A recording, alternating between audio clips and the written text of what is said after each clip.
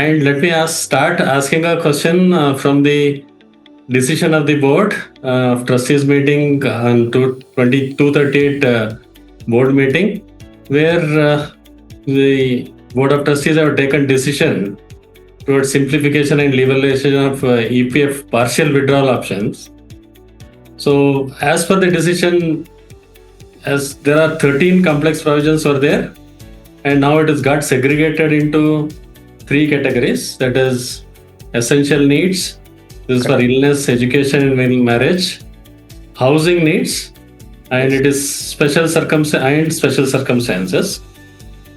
And also we see that reduction in service period to 12 months and increase in withdrawal limits up to 10 times in case of education and 5 times in case of marriage from earlier withdrawal limits of 3 times.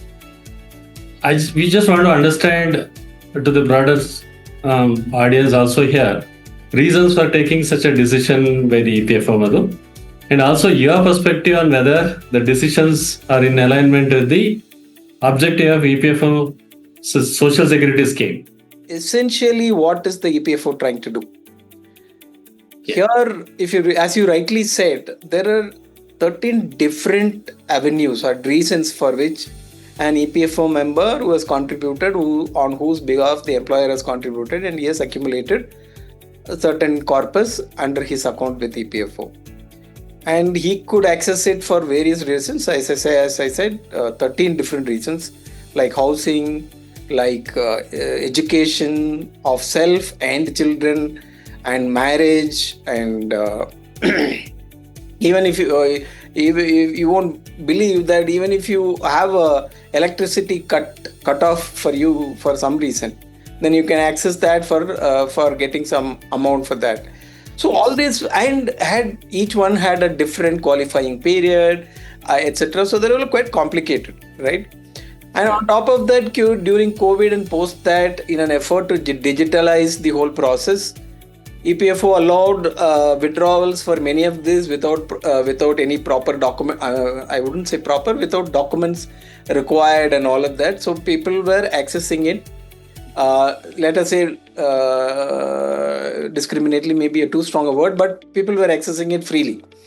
Right. In fact, I am privy to a statistics, and it's very relevant for everybody to know that for medical reason, there have been statistics to say in 1 year,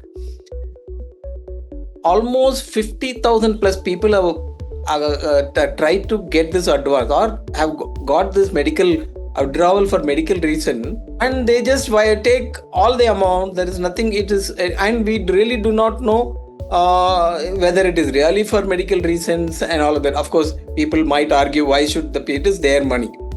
But to answer your question on what is the objective of this, and then is it in line with the EPF objective?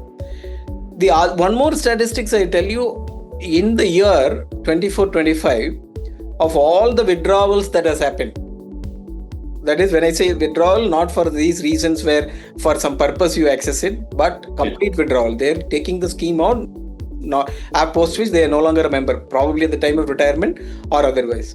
The average balance was less than 20,000 rupees for more than 50% of such withdrawals. Okay. Which means that people are not accumulating enough in their PF account. So all this is the background with which EPFOs come with did a detailed study of all the numbers for different reasons. What are the numbers for each reason, marriage, medical and all of that, how much is being withdrawn, and what is the impact of it on the eventual balance which is available for a worker when he retires, which ultimately is the objective of the EPFO, right? Instead of this 13 almost all of them have been nicely bucketed into 3 categories.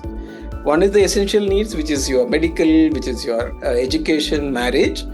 Then housing, because housing is a recognized need for which this instrument of saving can be touched upon. And the last category is a additional requirement with is no question asked.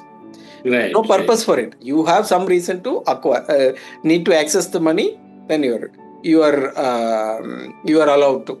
So they did that, but also to ensure that the entire money is not withdrawn for these purposes, they put the cap as to how much is the amount you can withdraw.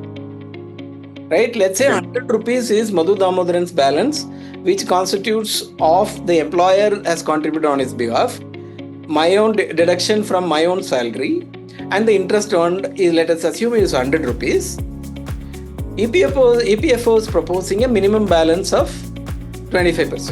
25%. This minimum balance, this 25 rupees you will not be able to access at any point in time for any reason, so long as you continue to be a member.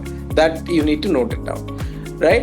The 75% is now called the effective balance, available for such withdrawals for these reasons that we are talking about. And for each of them, they have given a certain limits. For example, for marriage, you can access this corpus 5 times your entire life as a member. So there's logic behind. You may agree, may not agree, but there is logic behind this number 5 as well, right? It could be the member's own marriage.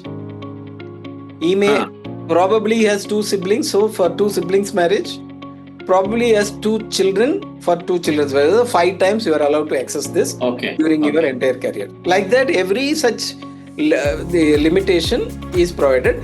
But when you access it for contingencies like illness, the limit is so you can access it 3 times a year, or 3 or 2 times a year, right? And the last grouping, that is there is no for special circumstances, you can access it 2 times a financial year.